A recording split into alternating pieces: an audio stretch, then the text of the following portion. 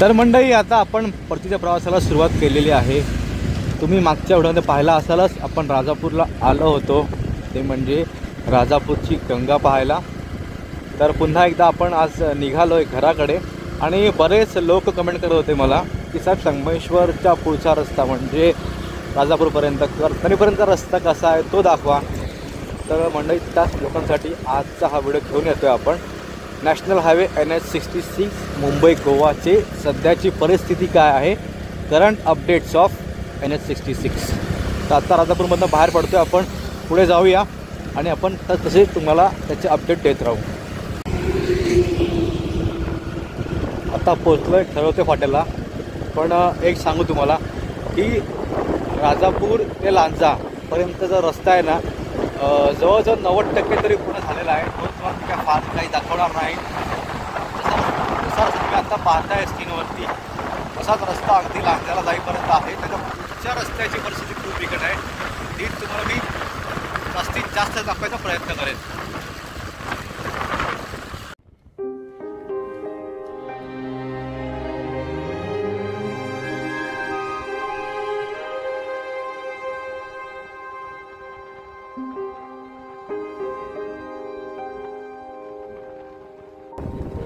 आता इथे थोडं लांजाच्या मागे आहे, इथं नंतर आहेत ना 4 लेन रोड संपला आहे आणि तर सिंगल लेनच चालू आहे, 2 लेनचा रस्ता। तर तुम्ही पाहता आजूबाजूला की ह्या रस्त्याचं काम जे चालू आहे,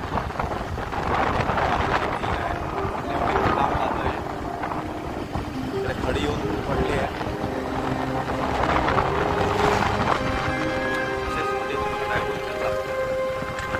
मित्रांनो, किती वर्ष झाली असतील मुंबई गोवा महामार्ग चालू आहे, अद्याप देखील तो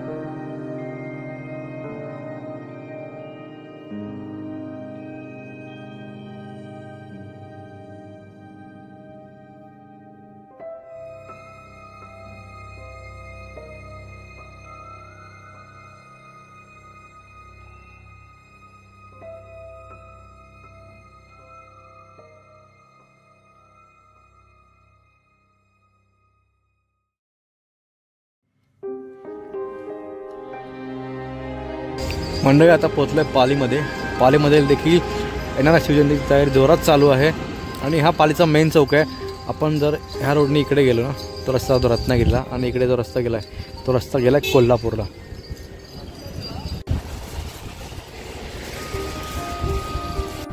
तर मंडळी आपण प्रवास करत करत पोचलोय पालीपर्यंत आणि आपण निघाला चिपळूणच्या दिशेने.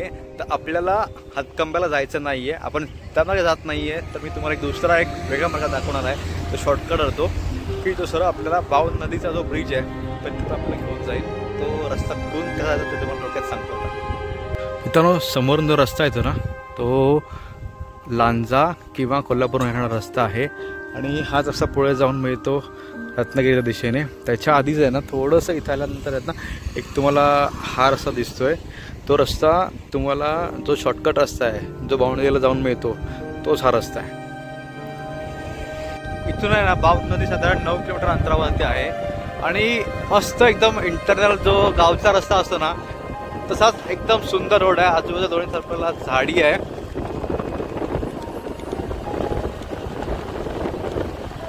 जर तुम्ही या शॉर्टकट रोडने येता ना असा तुम्हाला टॉपवरनं व्ह्यू पाहायला मिळतो. सुंदर असं हे वळवणचं गाव आहे. मराठी शाळा समोर दिसते आणि उंचावर हा आपल्याला असा नजारा पाहायला मिळतो. तर मित्रांनो, आपण पालीवरून जिथून शॉर्टकट आलो होतो ना त्याच रस्त्याला आपण पुन्हा एकदा नॅशनल हायवे NH6 जॉईन केलं आहे. तिथून आपला पुढे परत संगमेश्वर, तुरळ, आरवली करून इथं सावर्ड्याला हा रस्ता आहे. तो रत्नागिरीकडनं येतो आणि आपण आलो ह्या रस्त्याकडनं पालीमधून. आपल्याला जायचं आहे संगमेश्वरच्या दिशेने ह्या रस्त्याने.